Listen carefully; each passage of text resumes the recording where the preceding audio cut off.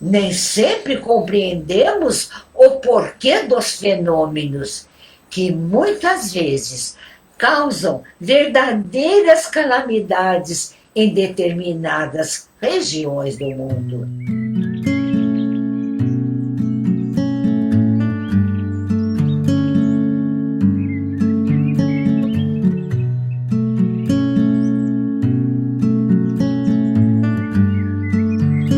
Vamos à nossa prece. Elevemos nossos pensamentos a Deus.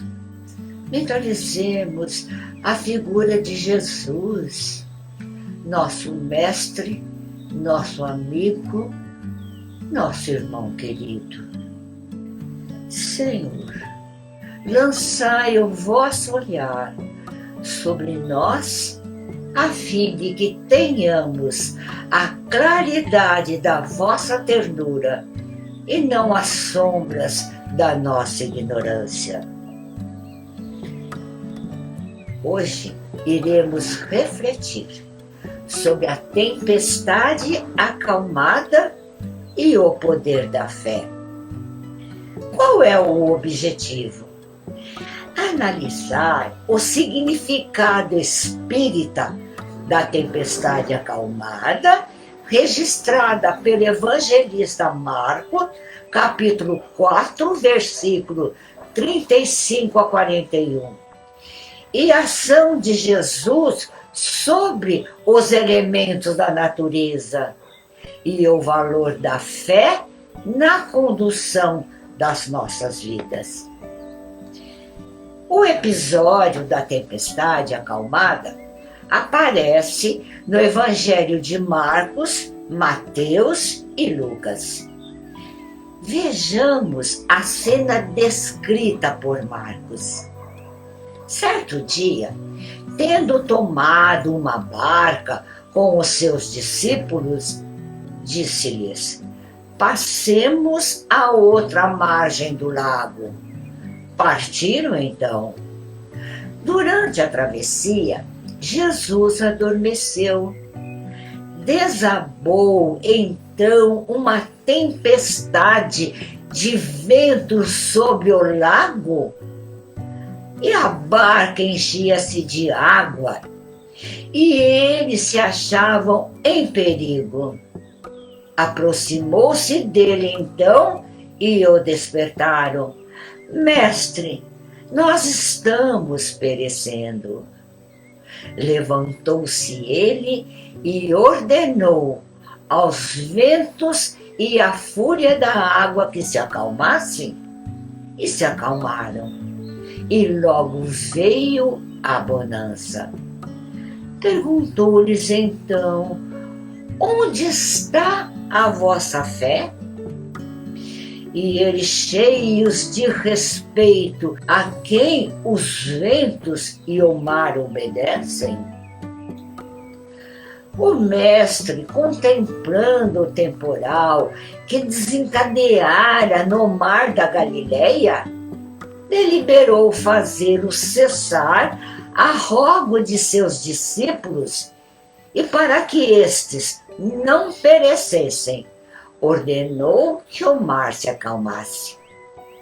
É claro que Jesus não se dirigiu ao mar e aos ventos, mas sim aos espíritos que agitavam a atmosfera e encapelavam as águas. O vento e o mar não poderiam compreender para obedecer às ordens do mestre. Estes fenômenos obedecem sempre uma causa. E Jesus, atuando sobre a causa, fez cessar o efeito. Vamos mergulhar nesta cena para captar toda a sua beleza e profundidade. Esta passagem da vida de Jesus nos conduz à confiança ilimitada nele. A passagem da barca traz em si um simbolismo de rara beleza, que ilustra perfeitamente a trajetória do planeta, especialmente a nossa trajetória pessoal, pois somos nós os habitantes da Terra. A barca que nos conduz tem como timoreiro Cristo e como tripulantes os seus prepostos de luz. Cabe a nós a confiança plena, a confiança no trabalho, a confiança na fé, porque a fé com obras deve ser de tal sorte, diante das dificuldades, devem ser passageiras, e o nosso despertar não nos impeça de ver onde está a nossa fé. Tanto nessa como em outras passagens do Evangelho, marcadas pelos fatos prodigiosos do Mestre, tais como as questões das curas e outros fenômenos promovidos por ele, trazem, segundo o entendimento das teologias tradicionais, elementos caracterizadores dos chamados milagres, os quais a doutrina espírita nos esclarece não serem atos sobrenaturais, tampouco milagres, mas apenas a manifestação de um conhecimento imensurável de Jesus Cristo acerca das leis naturais. O texto evangélico apresenta duas ordens de ideia: a tempestade, que foi controlada pelo Cristo, e a importância da fé. A tempestade acalmada é mais um dos prodígios existentes no Evangelho. Podemos interpretar o ocorrido de duas maneiras: a ação direta de Jesus sobre o fenômeno atmosférico, repreendendo o vento, ou por intermédio dos espíritos auxiliares ligados à natureza, que, ouvindo-o, atenderam à sua solicitude.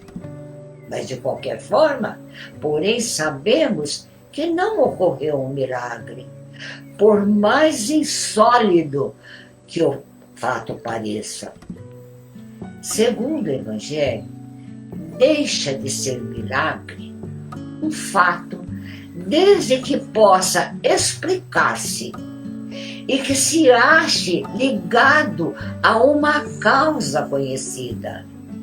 A maioria dos fatos que o Evangelho cita como operados por Jesus se acha hoje completamente demonstrado pelo magnetismo, pelo espiritismo, como fenômenos naturais, pois eles se produzem às nossas vistas, quer espontaneamente, quer quando provocados.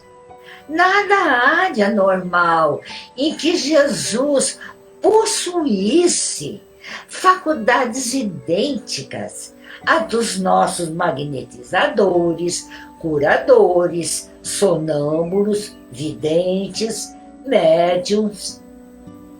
No momento em que essas faculdades se encontram em diferentes graus em uma multidão de indivíduos que nada têm de divino, até heréticos e idólatras, elas não implicam de maneira alguma a existência de uma natureza sobre-humana. E é praticamente impossível eleger entre os episódios da vida de Jesus o que detenha mais importância, o que traga uma fonte de ensinamento maior. Todos eles, indistintamente, adequam-se e contextualizam-se às mais diversas necessidades de aprendizado do homem. A intervenção de espíritos nos fenômenos da natureza acontece de forma intencional ou executando ordens superiores, como consta em O Livro dos Espíritos.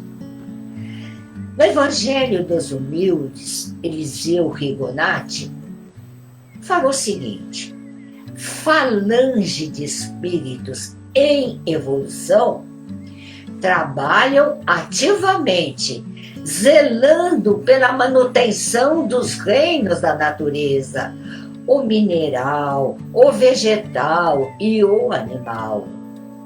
Os fenômenos atmosféricos também são carregados de manterem o equilíbrio planetário.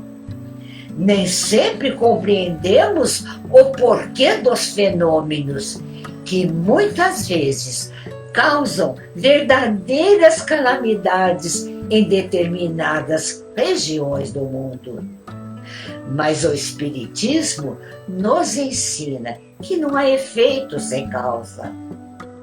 Por conseguinte, os fenômenos, tais como tempestades, terremotos, maremotos e inundações, são orientados por entidades espirituais em obediência a desígnios divinos, visando o apressamento da evolução não só do planeta, como também nas populações atingidas. Kardec, no Livro dos Espíritos, ele fala sobre a ação dos espíritos sobre os fenômenos da natureza. Na questão 536, ele faz a seguinte pergunta: os grandes fenômenos da natureza, esses que se consideram como perturbação dos elementos, são devidos a causas fortuitas ou têm, pelo contrário, um fim providencial?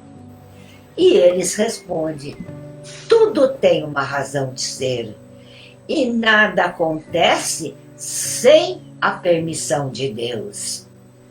Uma outra questão: esses fenômenos sempre objetivam o homem?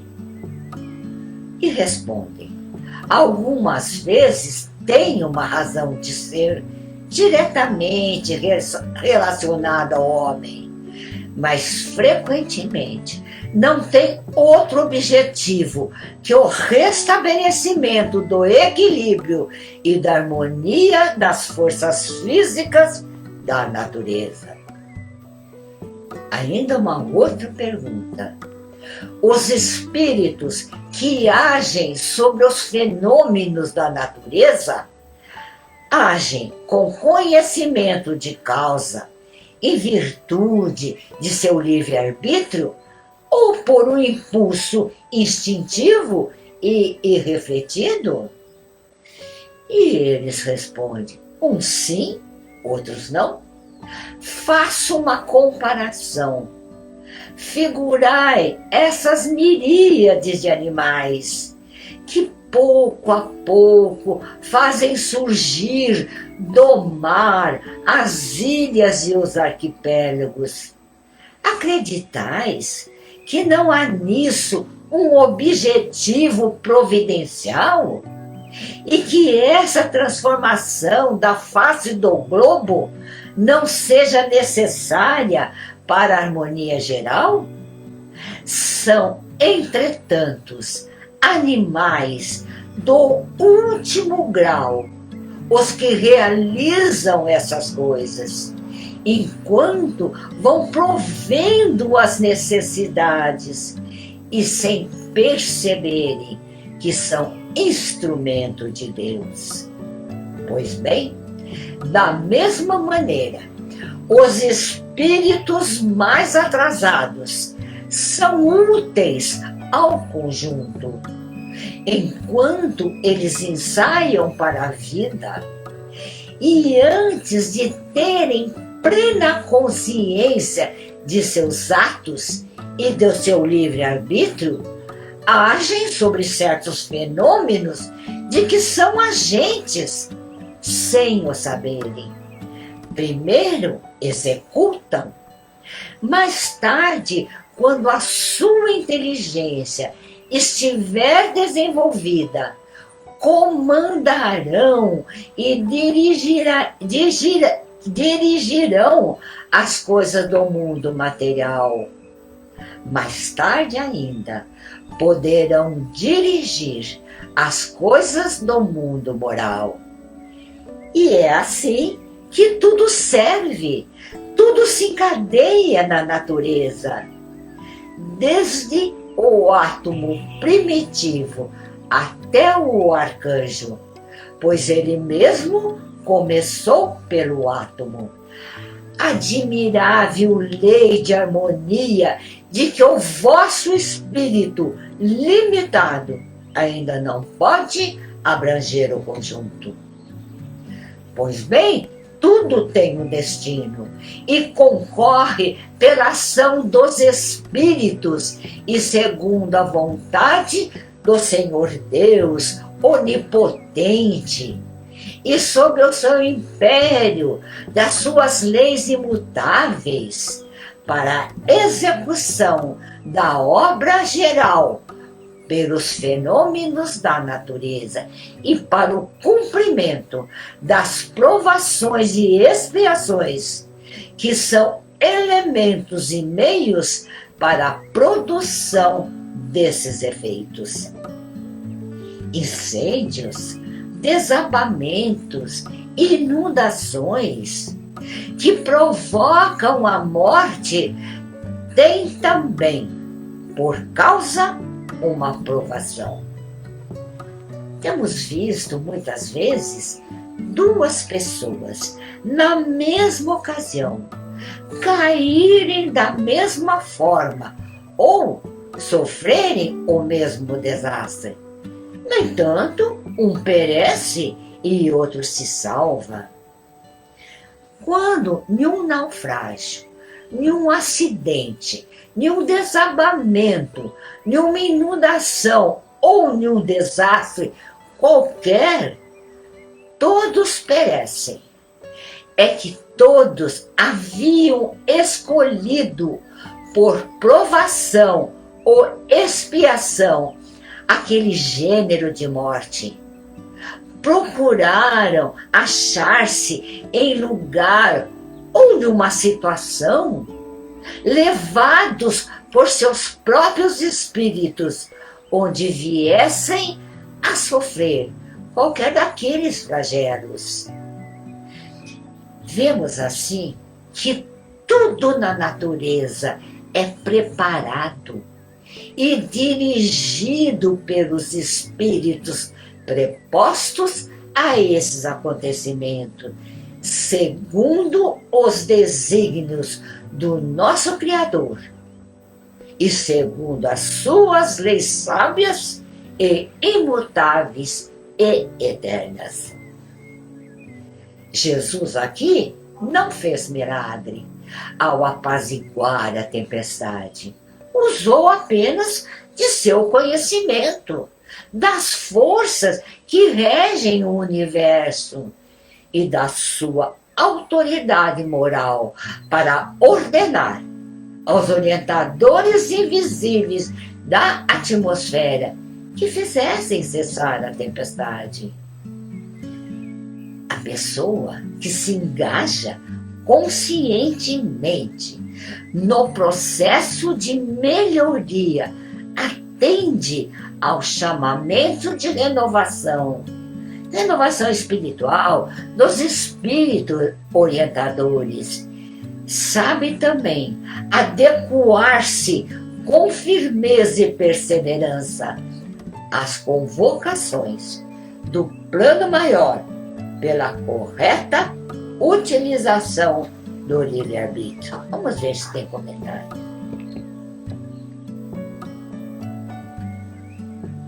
Aqui.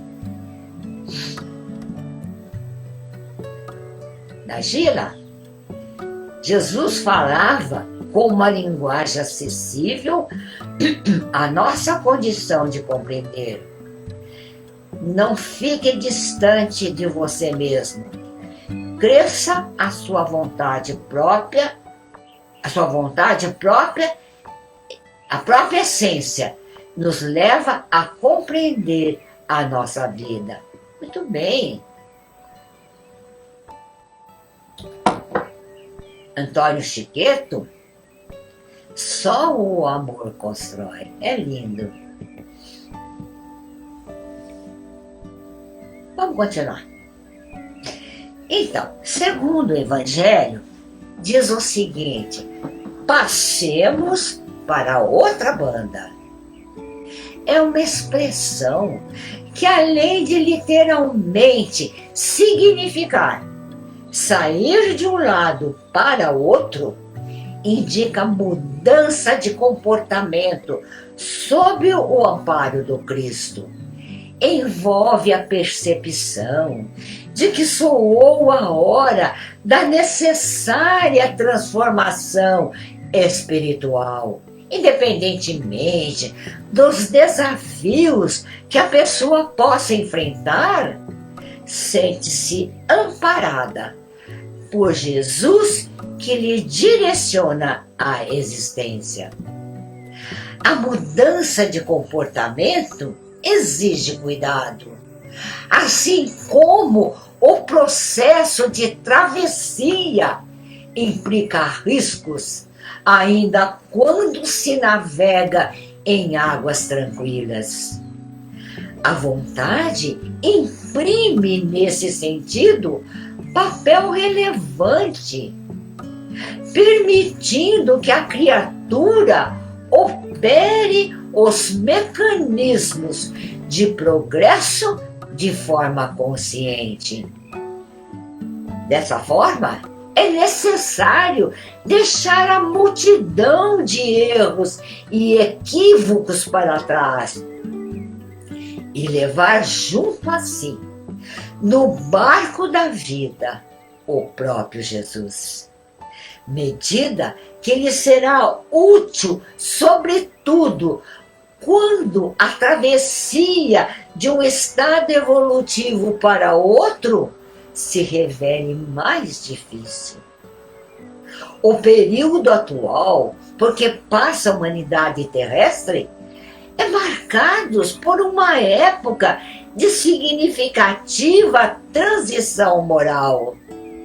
Sendo assim, é de fundamental importância trazermos o Cristo na mente e no coração, a fim de que não venhamos a sucumbir sob o peso dos temporais e das ventanias morais que nos assaltam a existência. A alma humana, nesses mais de 20 séculos de cristianismo, é uma... Desculpa.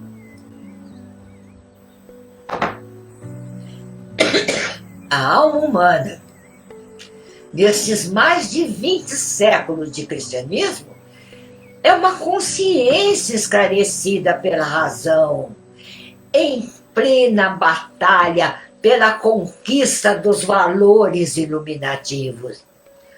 O campo de luta permanece situado em nossa vida íntima, animalidade versus espiritualidade, milênios de sombras cristalizadas contra a luz nascente.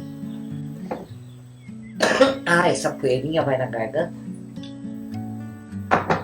Desculpa, já até que a poeirinha vai na garganta. E o homem, pouco a pouco, entre as alternativas de vida e morte, renascimento do corpo e retorno à atividade espiritual, vai plasmando em si mesmo as qualidades sublimes, indispensáveis à ascensão e que, no fundo, constitui as virtudes do Cristo progressivas em cada um de nós. Daí a razão de a graça divina ocupar a existência humana ou crescer dentro dela. À medida que os dons de Jesus, incipientes, reduzidos, regulares ou enormes, nela se possam expressar. Vamos ver se tem algum comentário.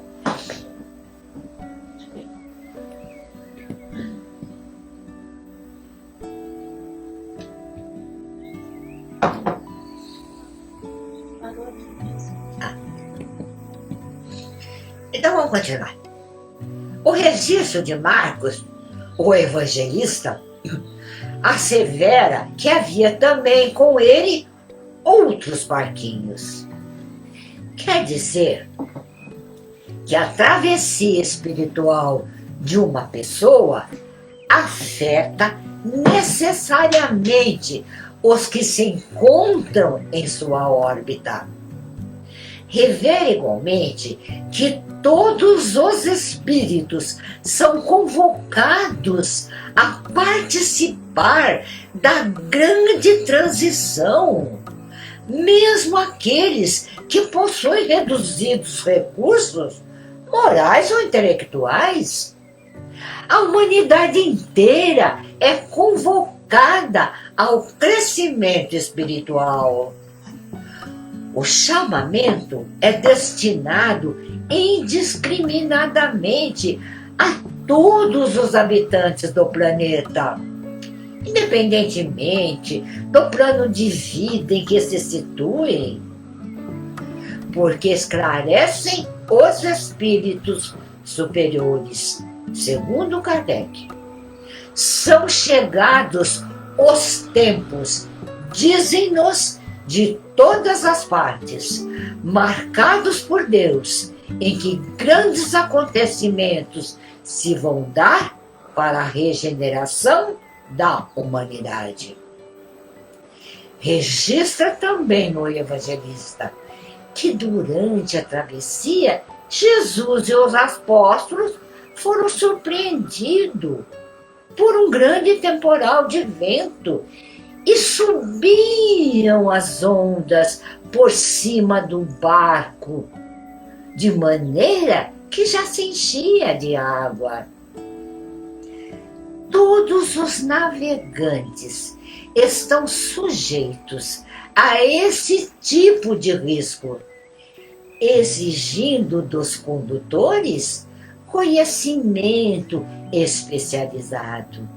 Da mesma forma, diante das mudanças previstas para a melhoria da humanidade, somos atingidos por convulsões sociais e por reações inferiores de muitos provocadores de revolta, vingança, mágoa, etc.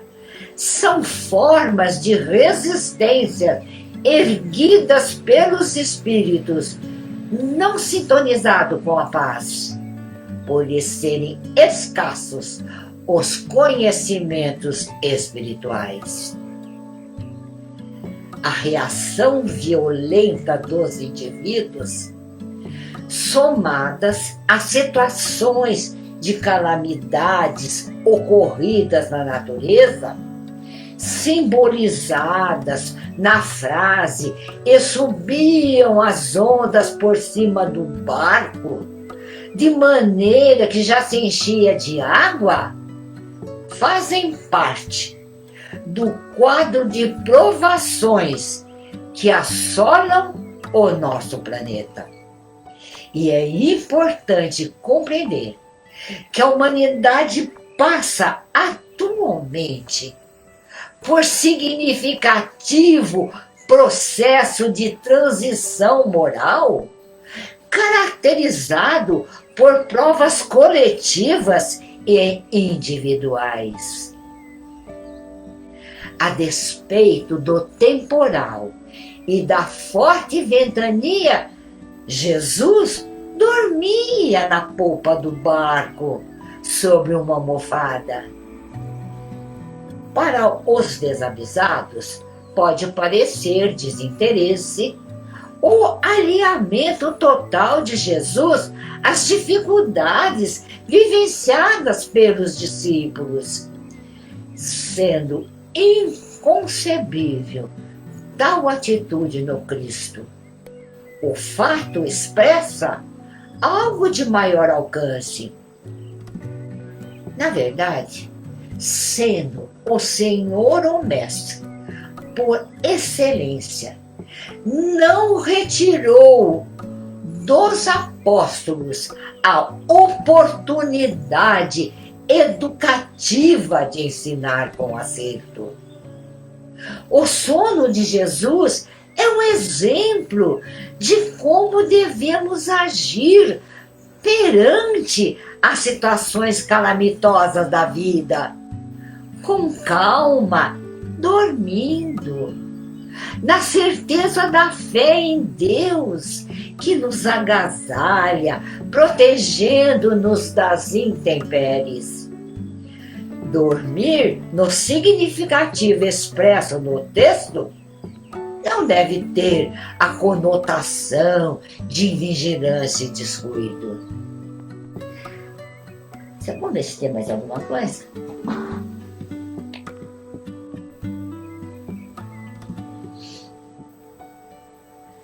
A Andréia, o Espiritismo nos dá uma fé inabalável. Inabalável no futuro. Ô Elza, fé em Deus que nos permite a entrega aos desafios da vida com segurança, fazendo o nosso melhor. Obrigada, Elza. Bom, então vamos continuar. A falta ou a escassez de fé tem colocado muitos barcos humanos à deriva. Entretanto, ainda que pareça paradoxal, são muitas vezes as situações periclitantes que despertam as pessoas para as realidades do Evangelho, clamando por Jesus, e despertaram-no dizendo: Mestre, não te importa que pereçamos? E ele, despertando, repreendeu o vento e disse ao mar: Cala-te, aquieta-te. E o vento se aquietou, e houve grande bonança. E disse-lhes: Por que sois tão tímidos? Ainda não tendes fé? E sentiram um grande temor, e diziam uns aos outros: Mas quem é este que até o vento e o mar lhe obedecem? Quando se fala em fé, a primeira coisa que vem à mente das pessoas é a ideia de religião, como se ela tivesse necessariamente de estar vinculada a um determinado tipo de crença. Até pode estar, mas não como condição obrigatória, pois, em essência, a fé encontra-se em estado latente em todas as criaturas. Ela não cresce de forma milagrosa. É uma conquista de cada um a ser realizada no longo caminho evolutivo, empregando para esse objetivo reflexão e experiência. Seremos sempre os operários na sua construção.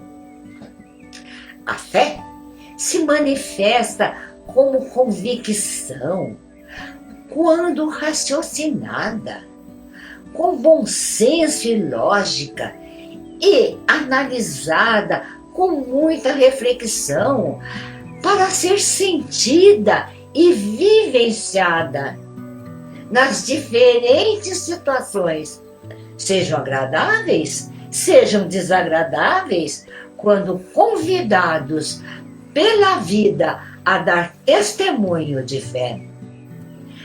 A fé convicta, raciocinada, refletida e sentida é um instrumento profundo do propósito existencial que acontece pela entrega do espírito imortal ao reconhecer profundamente a sua fragilidade ante a onipotência, onisciência, onipresença de Deus.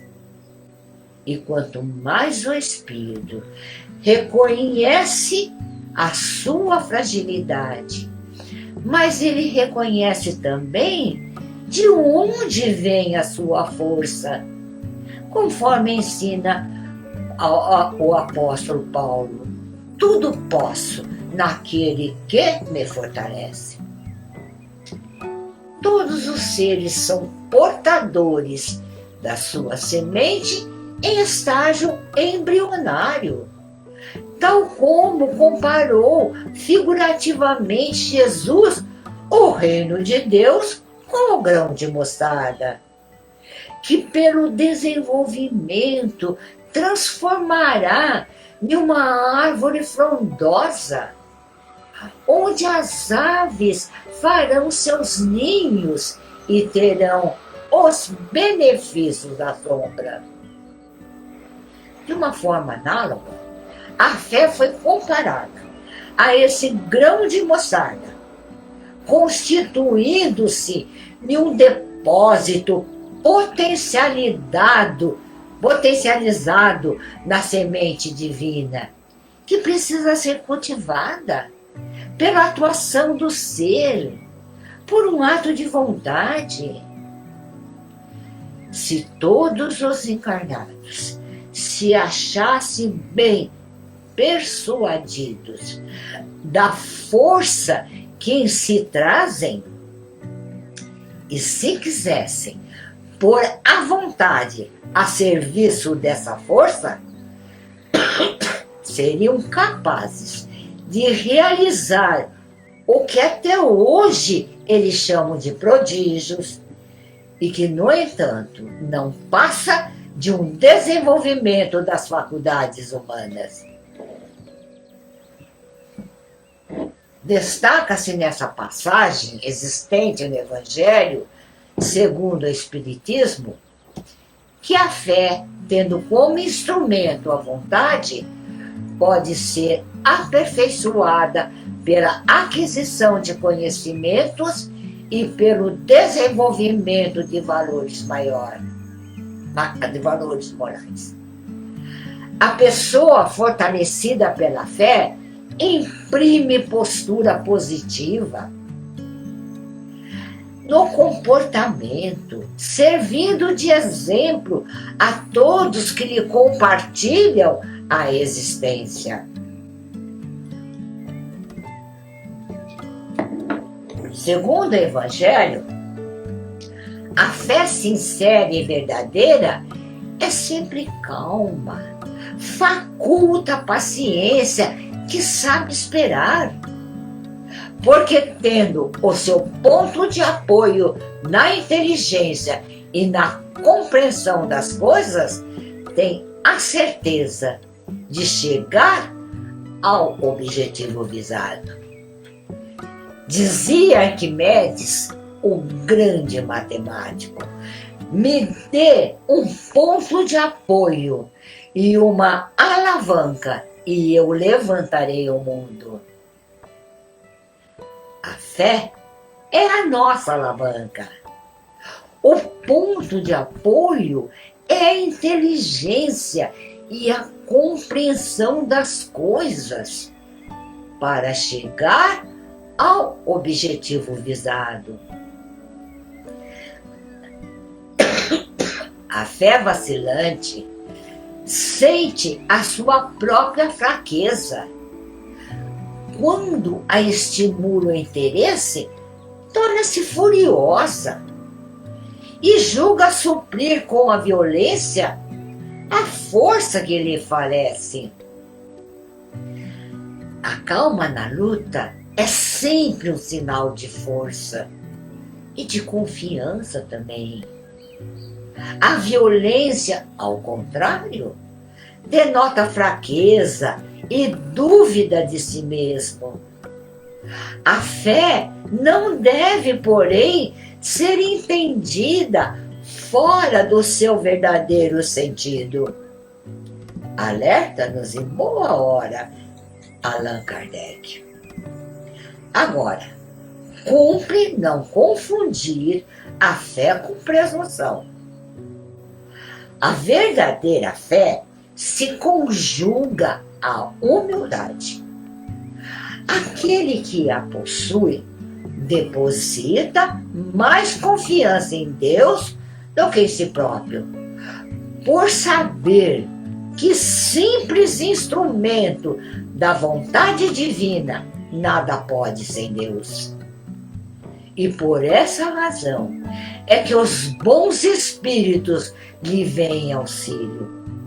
A presunção é menos fé do que orgulho.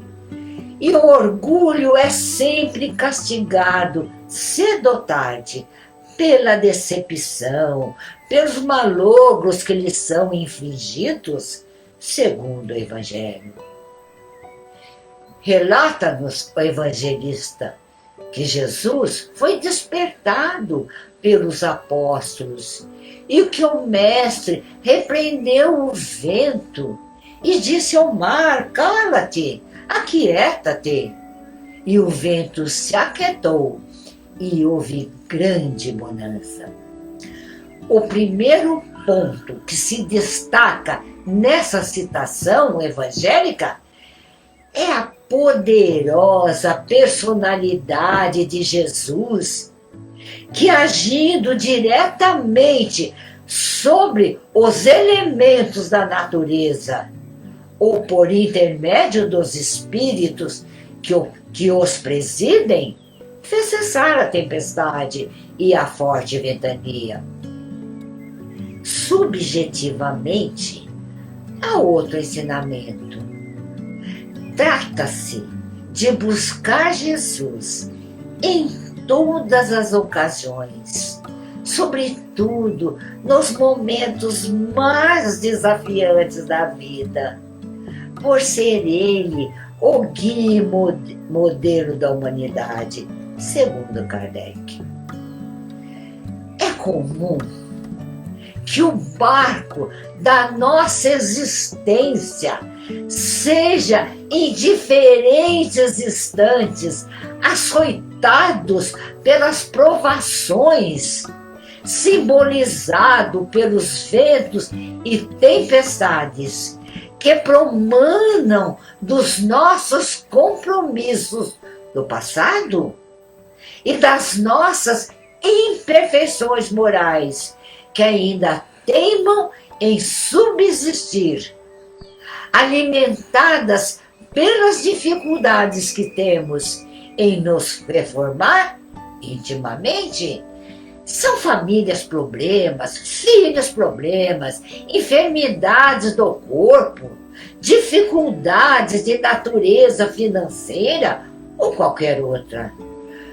Todos parecem, a princípio, onda gigantesca a nos tragar as forças e a testar a nossa fé. Em todos os momentos, o Mestre aproveitou o ensejo para nos ensinar a paciência e nos infundir a confiança. Em tais momentos, é importante que estejamos preparados, armando-nos da couraça da fé, cientes da proteção do Senhor, a fim de que possamos responder às indagações de Jesus. Por que sois tão tímidos? Ainda não tendes fé? Perante as provações previstas no quadro existencial, devemos nos manter firmes na fé, alimentando as forças morais e intelectuais que possuímos, erguendo barreiras morais que concedam segurança à existência. Será que tem alguém? Não, né?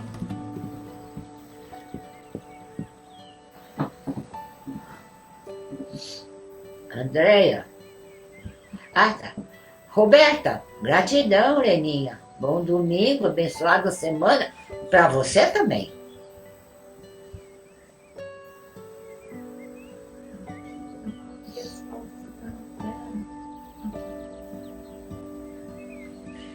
Ah, a Vera Lúcia é racional, coerente, lógico, é aceitar sem preconceitos que aceita. Imagina, a humanidade estão doentes porque elege os valores materiais, não dá conta que fica escravo deles, apegos às coisas exteriores, esquecendo os verdadeiros valores. Oh, Jaira.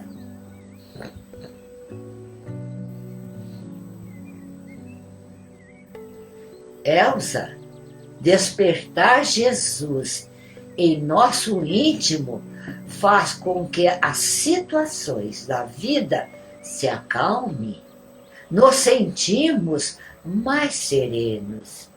Andréia, gratidão, Leninha, por reforçar a nossa fé. Obrigada a você. Nalva, fé na semente, fé no vir a ser. Muito bem. Gente, muito obrigada. Então, Chico Xavier dizia o seguinte: quantas vezes seremos constrangidos a pisar sobre os pinheiros da calúnia? Quantas vezes transitaremos pelo trilho escabroso da incompreensão? Quantos aguaceiros de lágrimas nos alcançarão o espírito? Quantas nuvens estarão interpostas entre o nosso pensamento e o céu, em largos trechos da senda, insolúvel a resposta. Importa, contudo, marchar sempre no caminho interior da própria redenção, sem esmorecimento. É indispensável seguir sem desânimo. Quando não seja possível avançar 2 passos por dia, desloquemo-nos para adiante pelo menos alguns milímetros. Abre-se a vanguarda em horizontes novos, de entendimento e bondade, iluminação espiritual e progresso na virtude. Reflitamos sobre o barco da nossa vida. Quantas vezes em nossas vidas passamos por lutas e se levanta tamanha tempestade que as ondas chegam a cobrir o nosso barquinho e pensamentos que vamos perecer. Para nós vencermos as tempestades exteriores e interiores, precisamos silenciar-nos, aquietarmos-nos. Assim, evitaremos o enxame dos maus pensamentos e, consequentemente, o desequilíbrio com os maus espíritos. Que essa passagem da vida de Cristo fique gravada profundamente em nossa vida e que ela alimente sempre a nossa confiança, a nossa entrega a Deus. Vamos agradecer a Deus por sua presença, pelo rumo que Ele tem dado a ela. Obrigada a todos e tenham um bom domingo e uma feliz semana.